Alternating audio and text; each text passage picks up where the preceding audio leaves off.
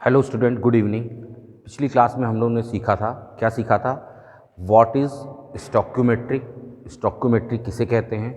Then after हमने सीखा था स्टॉक्योमेट्री calculation. As clear.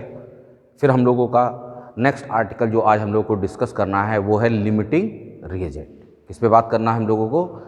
Limiting reagent पे बात करना है, ठीक है ना।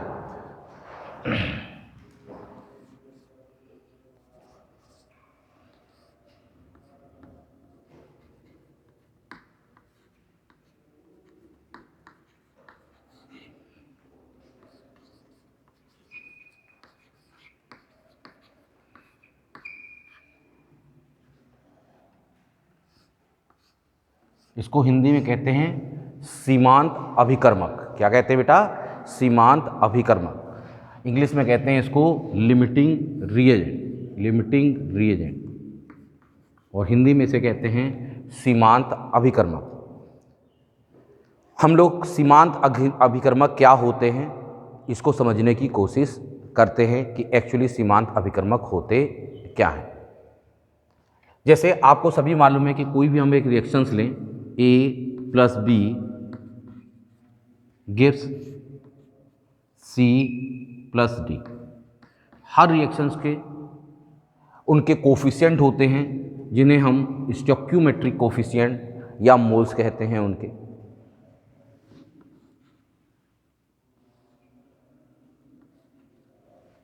लेफ्ट हैंड साइड में जो स्पेसीज होते हैं, सब्सटेंसेस होते हैं, उन्हें हम लोग क्या कहते हैं? जो लेफ्ट हैंड साइड में होते हैं उसे हम लोग क्या कहते हैं? रिएक्टेंट्स कहते हैं। क्या कहते हैं बेटा? रिएक्टेंट्स कहते हैं। और जो राइट हैंड साइड में होते हैं उन्हें हम लोग क्या कहते हैं? प्रोडक्ट्स कहते हैं। क्या कहते हैं बेटा? प्रोडक्ट्स कहते हैं। That's clear. सबसे पहली बात है कि जो लिमिटिंग रिएजेंट, देखिए ओनली, पहली बात है ओनली रिएक्टेंट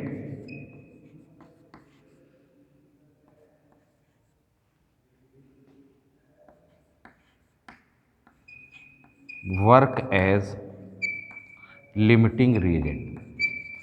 देखिए हमेशा रिएक्टेंट ही लिमिटिंग रिएजेंट होता है, कभी भी प्रोडक्ट लिमिटिंग रिएजेंट नहीं होता है। Only reactant work as limiting reagent, केवल रिएक्टेंट ही लिमिटिंग रिएजेंट की तरह वर्क करता है। अभिकर्मक ही जो होगा वो लिमिटिंग रिएजेंट की तरह वर्क कर रहा होगा, ठीक है ना। रिएक्टेंट जो है वो हमारे लिए क्या होगा? लिमिटिंग रिएजेंट की तरह वर्क कर रहा होगा। पहली बात ये है, ठीक है ना।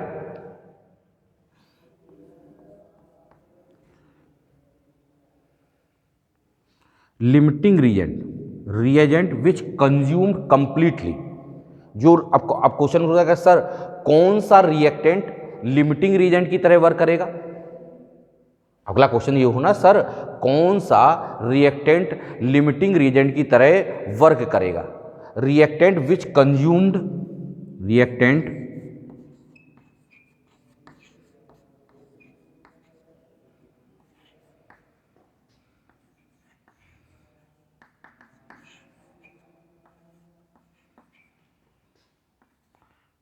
रिएक्टेंट विच कंज्यूम्ड, जो कंप्लीटली हमारे लिए क्या होगा? कंज्यूम्ड होगा, वो हमारे लिए किसी तरह वर्क करेगा? लिमिटिंग रिएजेंट की तरह वर्क कर रहा होगा। रिएक्टेंट विच कंज्यूम्ड कंप्लीटली,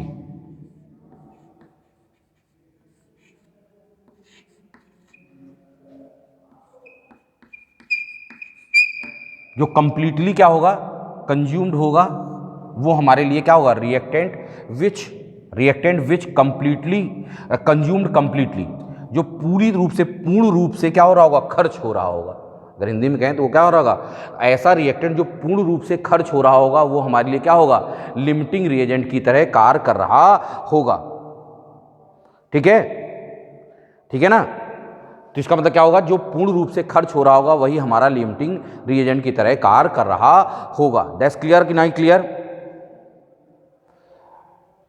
अगली बात, अमाउंट्स ऑफ प्रोडक्ट, क्यों लिमिटिंग रिएजेंट की जरूरत होती है?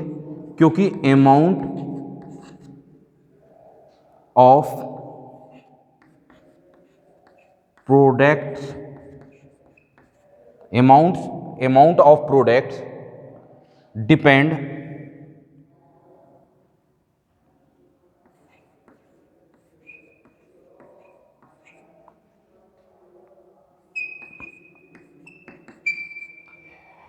जो रिएक्टेंट का अमाउंट होता है, अमाउंट ऑफ रिएक्टेंट डिपेंड्स किस पे डिपेंड करता है? अमाउंट्स, हमने कहा amounts of products, amounts of products, एक प्रोडक्ट हो सकता है, एक से अधिक हो सकता है, तो we can use the products depends on limiting reason.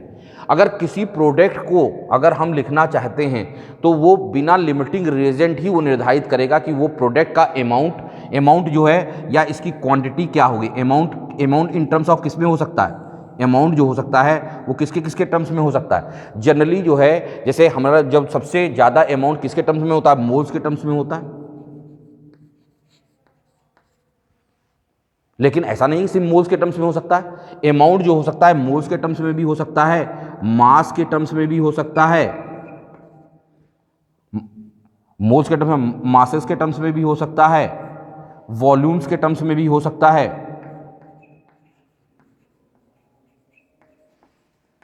Volumes के टर्म्स, और क्या हो सकता है? पार्टिकल्स के टर्म्स में भी हो सकता है।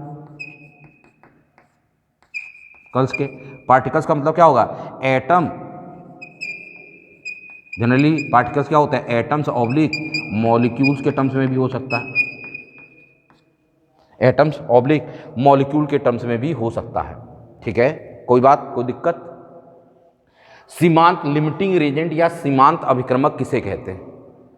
क्या कि वह अभिक्रमक किसे कहते हैं? वह रिएक्टेंट जो रिएक्शन के दौरान पूर्ण रूप से खर्च होता है, पूर्ण रूप से क्या होता है? खर्च होता है, उसे हम लिमिटिंग रेजेंट या सीमांत अभिक्रमक कहते हैं। उसे हम लिमिटिंग रेजेंट या सीमांत अभिक्रमक कहते हैं। सीमांत अभिक्रमक की क्यों जरूरत है? क्योंकि जो प्रोडक्ट है वो प्रोडक्ट जो है वो किस पे निर्भर करेगा? जो प्रोडक्ट है वो सीमांत अभिक्रमक पर निर्भर कर रहा होगा। जो प्रोडक्ट होगा वो सीमांत अभिक्रमक पे निर्भर कर रहा होगा। Yes, clear? ओके, चलिए देखिए, इस एग्जाम्पल को हम, इस कॉन्सेप्ट को हम दूसरी तरीके से समझने की कोशिश करते हैं तो आपको और अच्छी तरह से समझ में आएगा। ठीक है ना? इसको नोट कर लीजिए आप, चलो चाहिए तो इसको फटाफट नोट कर लें।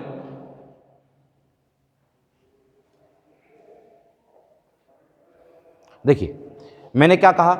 Limiting agent. देखिए हमारा जो लिमिटिंग रिएक्टेंट या सीमांत अभिक्रमक होता है वो रिएक्टेंट साइड का पार्ट होता है। रिएक्टेंट विच कंज्यूम्ड कंप्लीटली, एक वर्ड और जोड़ लीजिए, फर्स्ट, पहले, हो सकता दूसरा भी खर्च हो रहा हो।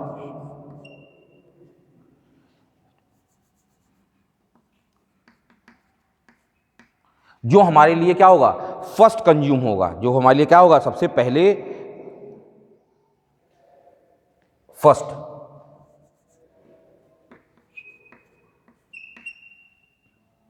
कंप्लीटली फर्स्ट, जो हमारा सबसे पहले जो है वो खर्च हो रहा होगा वो हमारे लिए क्या होगा? लिमिटिंग रिएजेंट होगा। जो बाद में अगर देखा जाए कंज्यूम, जो बच जाएगा वो हमारे लिए क्या होगा? एक्सेस रिएजेंट होगा। रिएजेंट विच जो है लेफ्ट इन रिएक्शन, जो रिएक्शन के दौरान अगर हमारा बच जाएगा वो हमारे लिए क्या होगा? एक्सेस रिएजेंट होगा, लिमिटिंग रिएजेंट होगा। जो पहले कंज्यूम होगा वो लिमिटिंग रिएजेंट होगा। जो बाद में कंज्यूम होने की स्थिति में होगा या जो बच जाएगा वो हमारे लिए क्या होगा? एक्सेस रिएजेंट होगा। मतलब रिएक्टेंट साइड में दो चीज़ें पाई जाएंगी। एक हमारे, अगर हम रिएक्टेंट साइड में देखें तो रिएक्टेंट साइड में हमें दो चीज़ें पाई जाएंगी। एक लिमिटिंग रिएजेंट पाया जाएगा, पहला हमारा क्या पाया जाएगा? लिमिटिंग रिएजेंट पाया जाएगा। दूसरा हमारा क्या पाया जाएगा? एक्सेस रिएजेंट पाया जाएगा। दूसरा हमारा क्या पाया जाएगा? एक्सेस रिएजेंट पाया जाएगा। हमेशा ध्यान रखिए, रिएक्टेंट साइड में दो चीज़ें पाई जाएंगी। एक चीज़ हमारा लिमिटिंग रिएजेंट होगा, दूसरा हमारा पास क्या होगा? एक्सेस रिएजेंट होगा। दैट्स क्लियर और नॉट क्लियर? समझ में आई मेरी बात कि नहीं आई? चलिए इस बात को और अच्छी तरह से समझने की कोशिश करते हैं।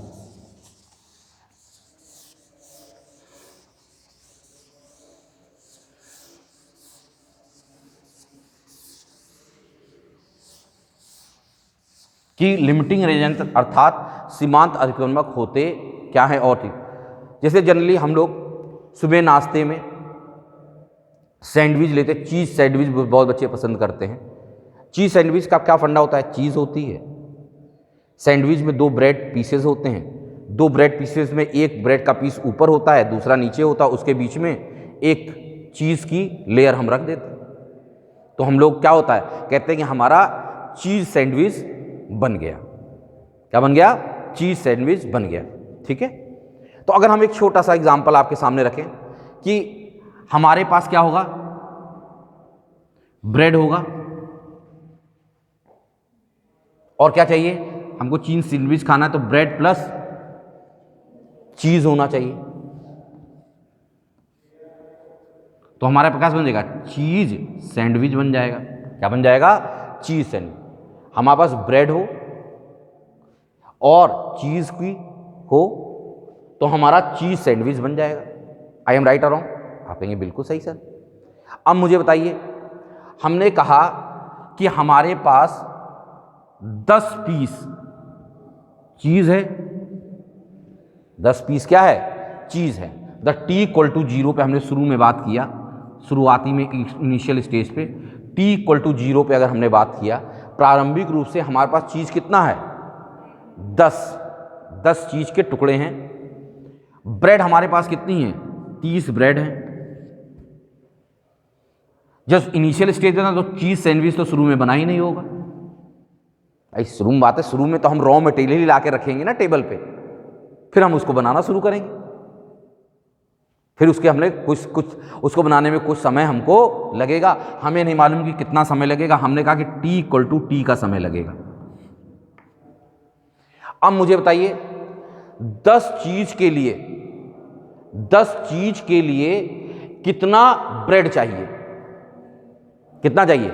20 चाहिए, क्योंकि एक चीज के ऊपर भी एक ब्रेड लगेगी और नीचे भी एक ब्रेड लगेगी। तो आप कहेंगे सर हमको 10 चीज के लिए 20 ब्रेड चाहिए। तो कहेंगे सर ये तो 10 पूरी क्या होगी? कंज्यूम हो गई। और इसमें से कितनी यूज हो गई? 20 यूज हो गई। 30 में से कितनी यूज हो गई बेटा? 20 यूज हो गई। हमने कहा कि चीज सैंडविच बनी कितनी? तो आप कहेंगे सर चीज सैंडविच सिर्फ 10 बन पाएगी। 10 बन पाएगी। तो इसका मतलब क्या हुआ? क्या पूरी तरह से कंज्यूम हो गया तुम्हारे पास? क्या कंज्यूम हो गया बेटा? चीज खत्म हो गया। अगर चीज कुछ बचा होता तो क्या और चीज सैंडविच हम लोग खा सकते थे? कमी किसकी आ गई? चीज की कमी आ गई। तो इसका मतलब जिसकी कमी आ गई, जिसकी कमी की वजह से रिएक्शन रुक गई, जिस रिएक्टेंट की कमी की वजह से रिएक्शन रुक गई, तो वो हमारे लिए क्या होगा? लिमिटिंग रिएजेंट या सीमांत अभिकर्मक होगा। क्या होगा? लिमिटिंग रिएजेंट या सीमांत अभिकर्मक होगा। रिएक्शन के दौरान जो चीज जो चीज बच गई तो वो हमारे लिए क्या होगा? बिल्कुल सही, एक्सेस रिएजेंट होगा। क्या होगा? एक्सेस रिएजेंट होगा। ये हमारे लिए क्या हो गया? प्रोडक्ट हो गया एक तरह से देखा जाए।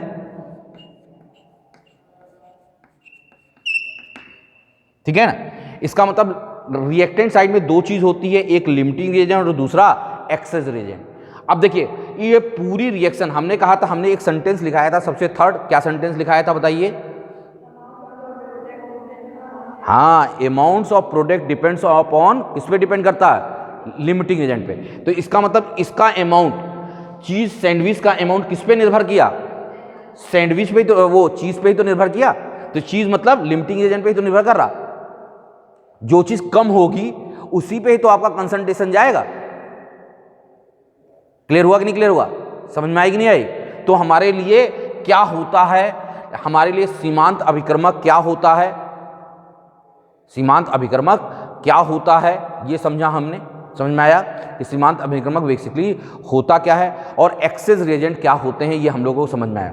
थोड़ी सी बात और हम लोग करते हैं, जैसे अब इसको हम लोग केमिस्ट्री के सवाल के फॉर्म में ले रहे हैं। ठीक है ना? एग्जाम्पल लेते हैं।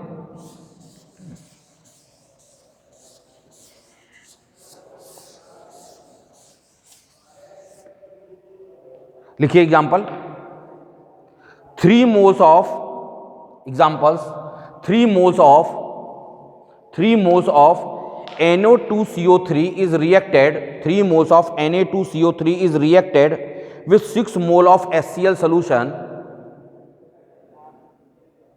3 moles of Na2CO3 is reacted with 6 moles of HCl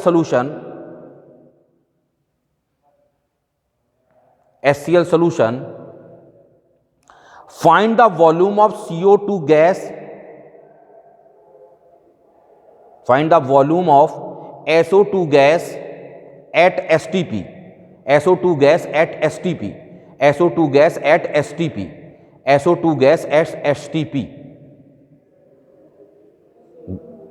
SO2 gas, oh sorry, CO2 gas, sorry SO2 नहीं, CO2 gas at STP,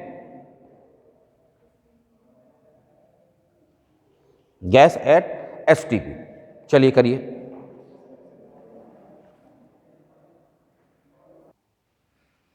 हमने आपसे क्वेश्चंस क्या पूछा, चलिए आपका समय ओवर होता है, अब आगे हम लोग डिस्कस करते हैं। हमने आपसे क्वेश्चंस क्या पूछा था, बताओ बेटा, बोलो क्वेश्चन क्या पूछा। 3 मोल ऑफ Na2CO3, हमने कहा था, हमने क्वेश्चन आपसे लिखा था 3 मोल्स ऑफ Na2CO3, आगे क्या था, 3 मोल्स ऑफ Na2C, इससे कंबाइन करता है किससे, 6 मोल्स ऑफ किससे कंबाइन करता है, HCl से। तो पूछ रहा है, क्या पूछ रहा है, तो CO2 गैस का, CO2 गैस कह रहा सवाल में कि CO2 गैस बनती है, रिएक्शन ने खुद ही कह दिया कि CO2 गैस हमारी बन रही है। इस CO2 गैस का क्या होगा, इस CO2 गैस के विषय में पूछ रहा है, क्या पूछ रहा है, पूछ रहा है वॉल्यूम्स, इसका क्या पूछ रहा है, वॉल्यूम्स एट एसटीपी पे इसका वॉल्यूम आपसे पूछ रहा है। यही तो है सवाल, सवाल तो है, यही तो है सवाल। सबसे पहले हमने आपको पिछली क्लास में बताया था कि स्टोइकियोमेट्री कॉन्सेप्ट से अगर हम कोई सवाल कर रहे हैं तो सबसे पहले हमको कंप्लीट बैलेंस इक्वेशन लिखनी पड़ेगी। सबसे पहले हमने कहा था कि वर्किंग स्टेप्स क्या होगा, सबसे पहला स्टेप क्या होगा कि यदि हम कोई भी सवाल स्टोइकियोमेट्री कॉन्सेप्ट से कर रहे होंगे, तो हमको कंप्लीट बैलेंस इक्वेशंस लिखनी पड़ेगी। आई एम राइट, आप कहेंगे बिल्कुल सही सर, कंप्लीट बैलेंस इक्वेशन पहले लिखते हैं। हमारा क्या होगा, Na2CO3 कंबाइंड हो रहा है किससे, बोलो, HCl से कंबाइंड हो रहा है। एक चीज हमेशा ध्यान रखिए, कभी भी कोई सॉल्ट किसी एसिड से कंबाइंड होता है तो उसके अंदर का फ्यूज्ड एसिड बाहर निकल आता है, उसका एसिड बाहर निकल आता है। तो ये किस एसिड का सॉल्ट है, H2CO3 का, तो H2CO3 तुरंत बाहर आ जाएगा, और H2CO3 अनस्टेबल होता है, अर्थात वो CO2 प्लस H2O में टूट जाएगा। इसके बाद फाइनली क्या हो जाएगा, इसका प्लस पार्ट और इसका माइनस पार्ट कंबाइन करोगे, क्या बनेगा, बनेगा सर NaCl बनेगा, प्लस क्या बनेगा, CO2 बनेगा, प्लस H2O। क्या ये रिएक्शन बैलेंस है, क्योंकि हमको सवाल में हमने कहा था कंप्लीट बैलेंस इक्वेशन चाहिए, तो इसको 2 से मल्टीप्लाई करोगे और क्या करोगे बताओ बेटा, और बैलेंस हुआ, किससे और किससे मल्टीप्लाई करोगे बताओ, HCl वाले टर्म्स को 2 से मल्टीप्लाई करोगे, HCl वाले टर्म्स को 2 से मल्टीप्लाई करोगे कि नहीं करोगे। अब हम लोग सवाल क्या करेंगे, गिवन मोल्स कितने हैं,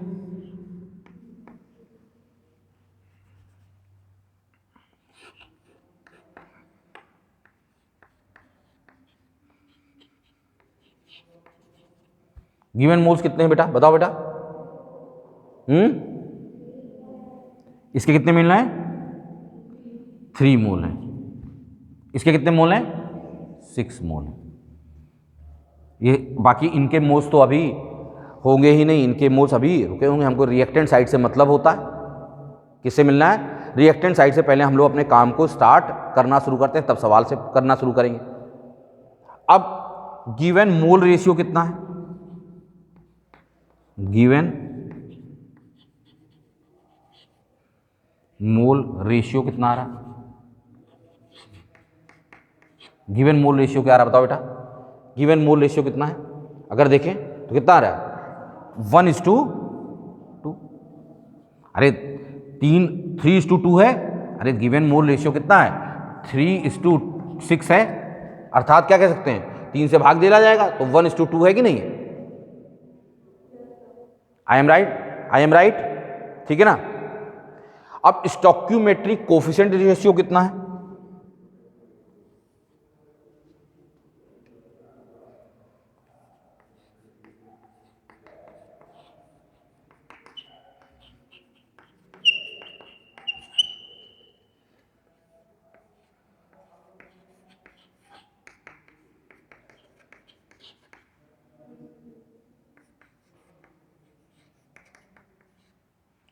रेशियो देखो बेटा कितना है बेटा 1:2। यहां आपने क्या देखा, given mole ratio equal to stoichiometric coefficient ratio. यहां इस सवाल में एक प्लस पॉइंट लिखा, क्या मिला, क्या गिवन, क्या हमने देखा इस सवाल में, हमने क्या देखा बताओ, इस सवाल में देखा कि given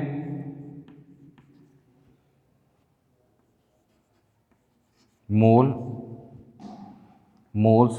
moles ratio equal to है, given mole ratio equal to क्या है स्टोइकियोमेट्रिक कोफिशिएंट रेशियो।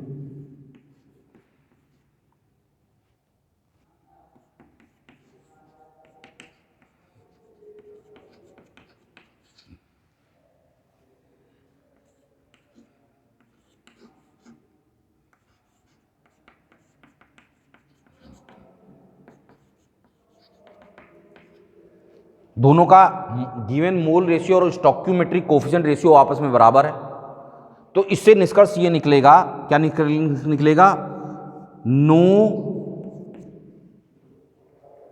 रिएजेंट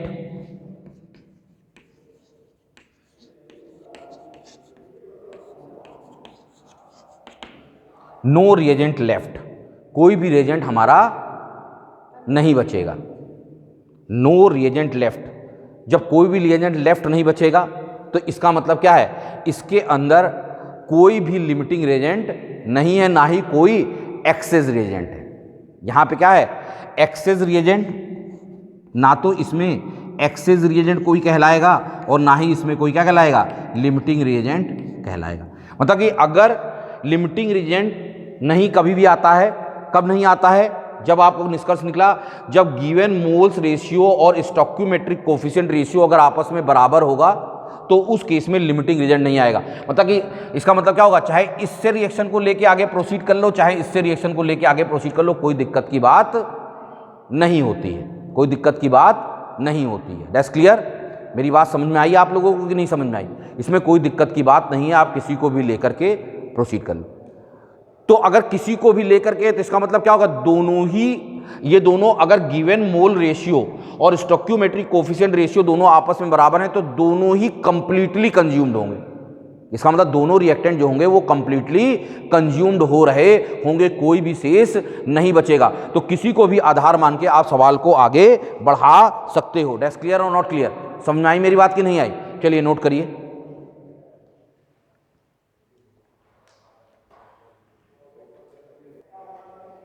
चलिए इस क्वेश्चंस में हम थोड़ा सा चेंज करते हैं, इसी क्वेश्चंस में हम लोग चेंज करते हैं। क्या करते हैं, देखिए यहाँ 3 की जगह हमने कहा सवाल में क्वेश्चन नंबर सेकेंड हो गया हमारा, क्वेश्चन नंबर सेकेंड हो गया कि 6 moles of Na2CO3 combined with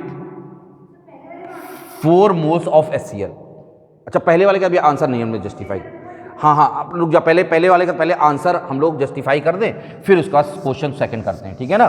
चलिए पहले तो अभी इसको तो अभी तो हम लोगों ने इसमें देख लिया, कि कोई भी लिमिटिंग रेजेंट या एक्सेस रेजेंट नहीं है। तो सवाल तो अभी तो हम लोगों ने सवाल तो सॉल्व किया ही नहीं अभी, तो अभी सवाल तो आंसर निकाल लें, ठीक है ना। अभी करें सवाल तो सॉल्व कर लें, क्यों भाई। तो हम लोगों ने इस सवाल को सॉल्व किया, तो इस सवाल को सॉल्व करने में हमको क्या हुआ है बताओ भाई।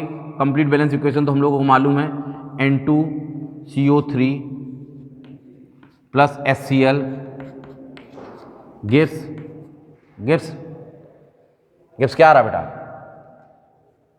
NaCl plus CO2 plus H2O। That's clear. अब यहाँ पे बैलेंस, हमने उसको बैलेंस भी कर लिया था, कोई दिक्कत की बात थी ही नहीं, हम लोग बैलेंस हो गया।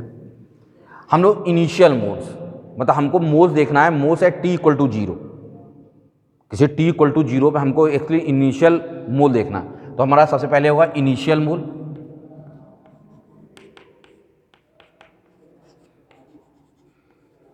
Initial moles. इनिशियल मोल कितने कितने हैं बेटा, कितने थे बेटा, किसके कितने मोल थे बताओ भाई, 3 मोल था, इसका 3 मोल था और इसका कितना था, 6 मोल था। इनिशियली प्रोडक्ट बना ही नहीं होगा। हमारा एक्चुअली फोकस किस प्रोडक्ट पे करना है, हमको फोकस किस पे करना है, CO2 पे। ठीक भाई, हमारे पास मोल्स आफ्टर रिएक्शन,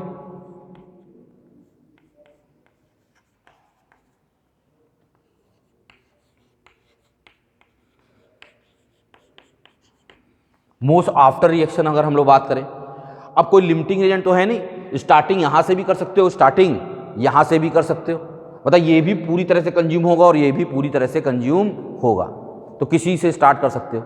तो स्वाभाविक है कि इसमें यही पूरा कंज्यूम कर लो तो 3 - 3, और स्वाभाविक है कि ये भी पूरा कंज्यूम होगा और ये भी पूरा कंज्यूम होगा, क्योंकि गिवन मोल रेशियो और स्टोइकियोमेट्रिक कोफिशिएंट रेशियो बराबर है, तो दोनों पूरी तरह से क्या होंगे, कंज्यूम होंगे। खुद भी देख सकते हो, इसके 1 मोल के लिए कितना चाहिए, 2 मोल, तो इसके 3 मोल के लिए कितना चाहिए, 6 मोल, कंज्यूम है ना पूरा। तो अगर हमारा गिवन मोल रेशियो और स्टोइकियोमेट्रिक कोफिशिएंट रेशियो बराबर है तो दोनों ही पूरी तरह से क्या होंगे, कंज्यूम्ड होंगे, दोनों ही क्या होंगे, पूरी तरह से क्या होंगे, कंज्यूम हो रहे होंगे। That's clear, not clear. अब बताओ, अब बताइए इसके 1 मोल से ये कितना बनेगा, 2 मोल, और इसके 3 मोल से फिर ये कितना बनेगा, तो 2 इंटू,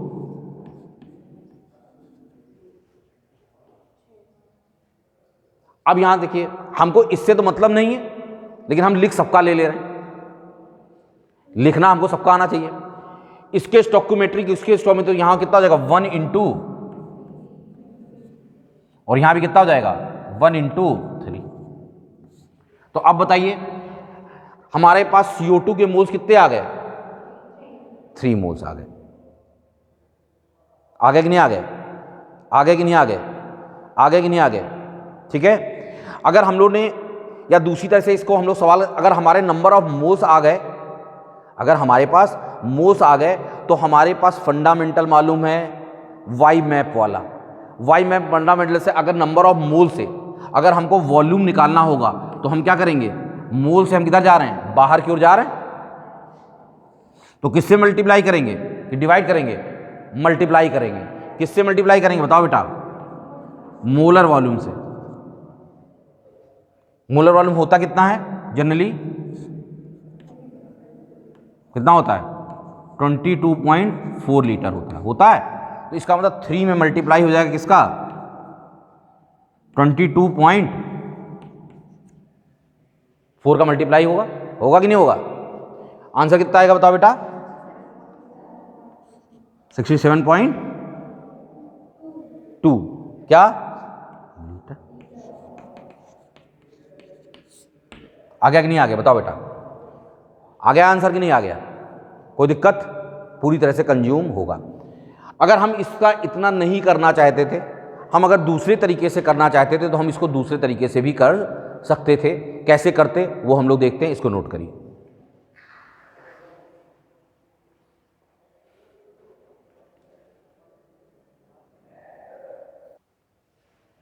तो दूसरा तरीका क्या होता है कि भाई हम लोग मोल मोल रिलेशनशिप लगाएंगे। क्या लगा दें, मोल मोल। देख जनरली मोल मोल रिलेशनशिप हम उन पॉइंटों पे लगाते हैं जो लिमिटिंग रिएजेंट और किसी भी अदर के साथ लगाते हैं, ठीक है ना, लिमिटिंग रिएजेंट, तभी हम लोग लिमिटिंग रिएजेंट पहचानते हैं, ठीक है। तो इसका मतलब क्या है कि अगर हम मोल मोल रिलेशनशिप से सवाल करना शुरू करें, अगर मोल मोल रिलेशनशिप से इसको सवाल करें तो किसके किसके बीच में मोल मोल रिलेशनशिप लगाएंगे? हमने कहा था कि नोन और अननोन, नोन और अननोन, इसमें कोई लिमिटिंग रीजन नहीं है, तो लेफ्ट हैंड साइड को किसी को भी नोन मान सकते हो, इसको भी मान सकते हो और इसको भी मान सकते हो। अगर इसमें लिमिटिंग रीजन प्रेजेंट होता तो सिर्फ लिमिटिंग रीजन को ही नोन मानते और बाकी चीजों को क्या मानते? अननोन मानते। तो यहां लिमिटिंग रीजन है नहीं, तो किसी को भी नोन और जो निकालना है वो हमारे लिए क्या हो गया? अननोन हो गया। तो इन दोनों में से किसी एक को नोन मान लो, देखिए आंसर में कोई फर्क नहीं पड़ेगा। हमने इसको नोन माना,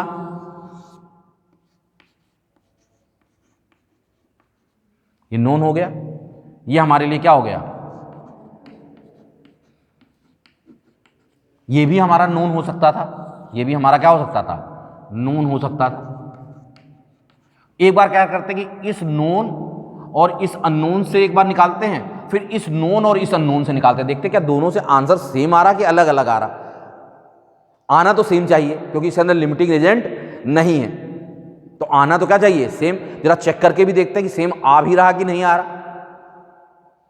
तो इन दोनों के बीच में रिलेशनशिप लगाओगे मोल मोल, तो पर मोल बताया था ना कि पर मोल जो होता है डिसअपीयरेंस इक्वल टू पर मोल अपीयरेंस होता है। तो इसका मतलब स्टोइकियोमेट्रिक कोएफिशिएंट सीधे सीधे क्या होता है? डिवाइड होता है।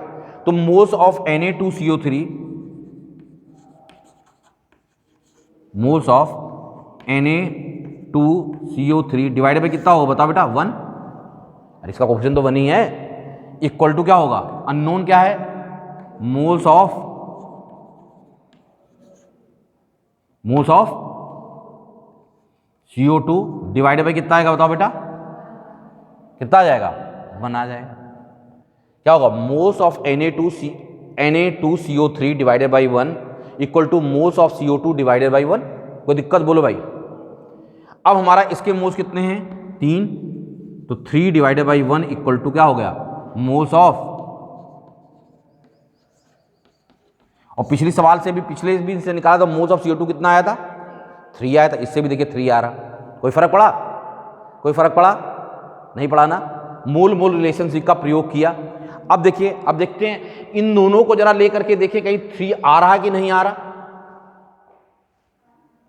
देखते हैं, करके देखते हैं।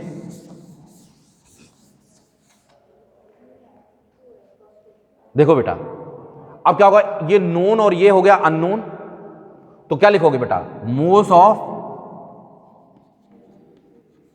HCl डिवाइडेड बाई कितना होगा? 2 इक्वल टू क्या होगा बोलो? Moles of CO2 divided by कितना होगा बताओ बेटा? कितना होगा बोलो? 1। मोल्स ऑफ HCl गिवन कितना है? 6, तो 6 डिवाइडेड बाई 2 इक्वल टू कितना होगा? मोल्स ऑफ,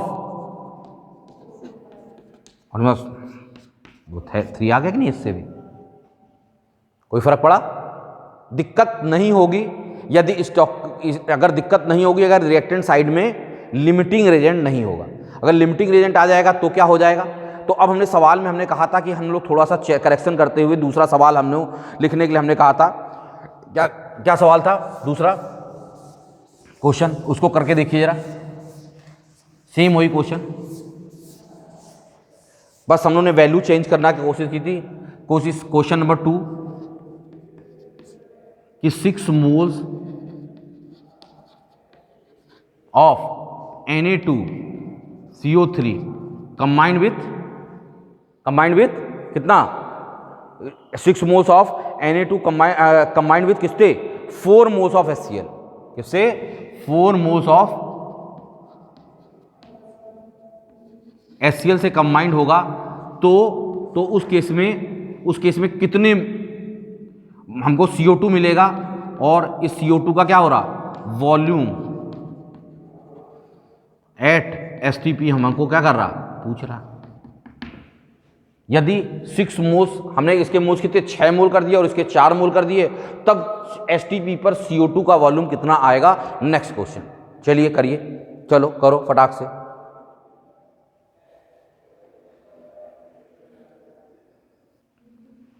चलिए देखिए, अब चलिए फिर से हम लोग उसको कॉन्सेप्ट को करने की कोशिश करते हैं।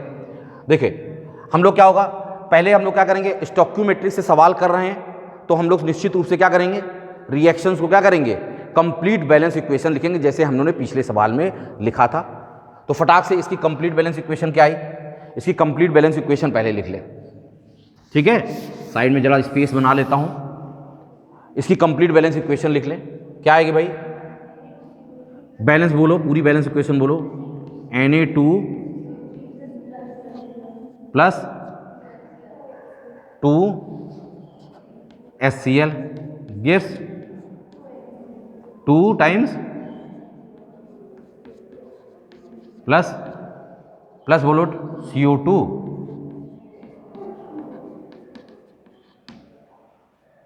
अब हमको क्या देखना होगा, गिवन मोल देखना होगा पहले। जरा देखो,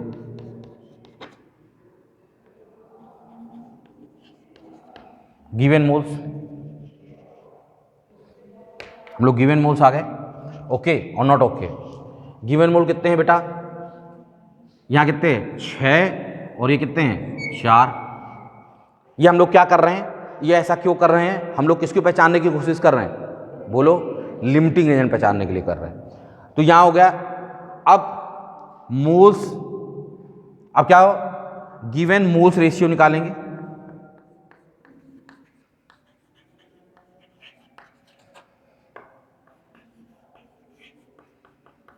गिवन मोल रेशियो क्या आएगा बताओ बेटा, 6:4 है, 2 से गिरेगा तो कितना आएगा, तो इससे भाग देंगे, 2 से इसको भाग दे दे, 2 से इसको भाग दे दे, कितना आएगा 3:2। कितना आ गया बेटा, कितना है बेटा 3:2 आ गया। ठीक है ना। अब हम लोग क्या निकालेंगे, stoichiometric coefficient ratio, stoichiometric coefficient ratio SCR निकालेंगे। स्टोइकियोमेट्रिक कोफिशिएंट रेशियो निकाला, क्या है बताओ बेटा, कितना है 1:2। अगर आप देख रहे हैं यहां पे कि given mole ratio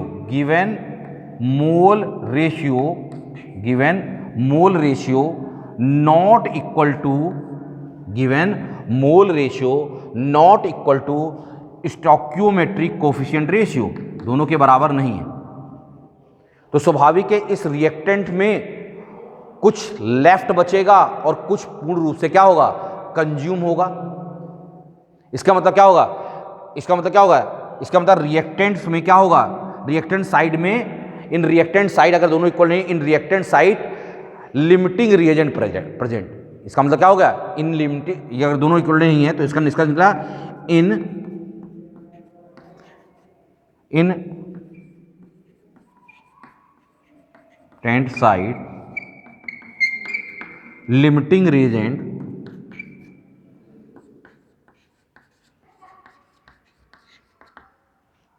in reactant side limiting reagent present. तो इसका मतलब क्या होगा, रिएक्टेंट साइड में लिमिटिंग रिएजेंट हमारा प्रेजेंट होगा। आई एम राइट और क्लियर हुआ ना। अब क्वेश्चन होता है कि कैसे पहचानेंगे कौन हमारा लिमिटिंग रिएजेंट होगा, इसको हम लोग कैसे पहचान रहे होंगे। That's clear, okay not okay. चलिए देखिए, तुरंत पहचानने की कोशिश करेंगे। इसका दुगना इसमें चाहिए हमको। तो अगर आपने इसके 6 मोल लिए तो इसका दुगना कितना चाहिए, 12 मोल चाहिए, और है कितना 4। इसमें लिमिटिंग एजेंट कौन है, HCl। ये HCl हमारे लिए क्या हो गया, और ये क्या हो गया, एक्सेस रिएजेंट। ये हमारा क्या हो गया, लिमिटिंग रिएजेंट, और ये क्या हो गया, एक्सेस रिएजेंट। ठीक, सवाल करते हैं, देखते हैं। इसका मतलब रिएक्शन में कंज्यूम कौन होगा बताओ बेटा, रिएक्शन में कंज्यूम कौन सा होगा, लिमिटिंग एजेंट। 4 - 4 करोगे कि 6 - 6 करोगे, पूरा कंज्यूम वो होता है जो लिमिटिंग रिएजेंट होता है। तो लिमिटिंग एजेंट तो यहाँ HCl है ना, तो 4 - 4 करोगे ना, 6 - 6 नहीं करोगे। तो दोनों में माइनस तब कर लेते थे जब दोनों इक्वल होते थे, तो दोनों दोनों ही कंप्लीटली क्या होते थे, कंज्यूम होते थे। कब कंज्यूम होते थे? जबकि given molar ratio equal to stoichiometric coefficient ratio अगर दोनों आपस में क्या हो जाते थे, बराबर होते थे, तो रिएक्टेंट साइड में जो प्रेजेंट है वो पूरी तरह से सभी कंज्यूम होंगे, तो सब में वही संख्या हम लोग घटा देते थे। लेकिन इसमें किसमें घटा पाएंगे वही संख्या? किसमें घटा पाएंगे? जो लिमिटिंग एजेंट है। और लिमिटिंग एजेंट है क्या? इसका मतलब अब इसको सवाल को अगर हम लोग करना शुरू करेंगे तो कैसे करेंगे? गिवन मोल,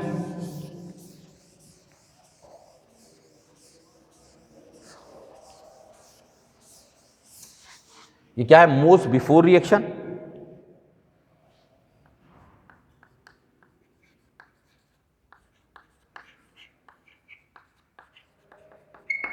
मोल्स बिफोर रिएक्शन, और दूसरा स्टेप क्या होगा?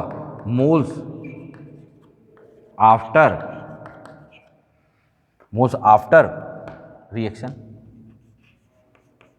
मोल्स बिफोर रिएक्शन और मोल्स आफ्टर। तो क्या होगा? 6 - 6 नहीं करेंगे, क्या करेंगे? 4 - 4 करेंगे। ठीक, अब देखिए इसके 2 मोल में से कितना निकलता है? 1 मोल। तो 4 में से कितना निकलेगा? देखो 6 में से क्या घटेगा, सोचना है। 6 में से क्या घटेगा? जो स्टोइकियोमेट्री की क्वांटिटी हट रही वही लिख लीजिएगा, तरीका बता रहे हैं।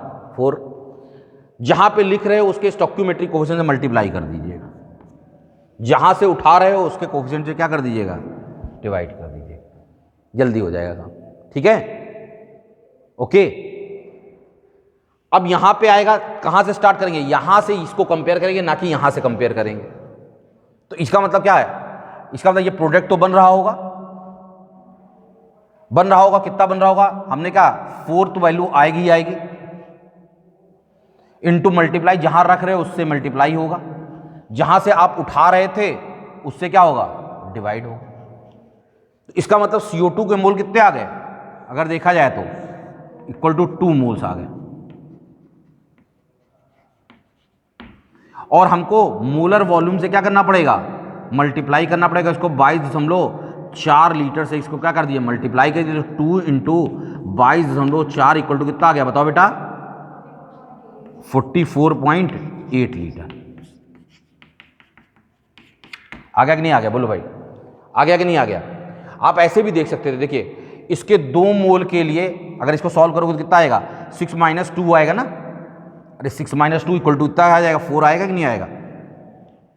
ये तो जी 0 हो जाएगी। अब देखो, अब यहां से इसको कंपेयर करें 2 मोल के लिए, सिंस और देयरफॉर लगाते, क्योंकि 2 मोल के लिए हमको चाहिए कितना? 1 मोल। तो 4 मोल के लिए कितना चाहिए? इसलिए 4 मोल के लिए हमको कितना चाहिए बेटा? तो 1 × 4/2, अर्थात 2 मोल चाहिए कि नहीं चाहिए? इसमें से जो निकलने वाला फैक्टर होगा वो कितना होगा? 2 होगा ना। 6 - 2 इक्वल टू 4। क्लियर हुई मेरी बात? तो इसका मतलब अगर हमको इतना, तो हम चूंकि इसलिए बार बार तो लगाते नहीं चलेंगे, तो अपने दिमाग में रखिए कि वहां से हमको उठाना है जहां से लिमिटिंग रिएजेंट प्रेजेंट है। तो हमने वही कहा था, क्या लिखा था अंतिम पॉइंट, कि प्रोडक्ट का फॉर्मेशन जो है या प्रोडक्ट किसके द्वारा डिसाइड होता है? Limiting agent. अगर तुम इसके द्वारा डिसाइड कर देते तो देखिए आंसर गलत हो जाता। इसका मतलब क्या है? अब इसको हमने ऐसे निकाला, अब हम मोल मोल रिलेशन से भी निकाल सकते थे, मोल मोल रिलेशन से भी निकाल सकते थे। अगर हम मोल मोल रिलेशन से इस सवाल को करते तो कैसे करते? इसको नोट कर लीजिए आप लोग।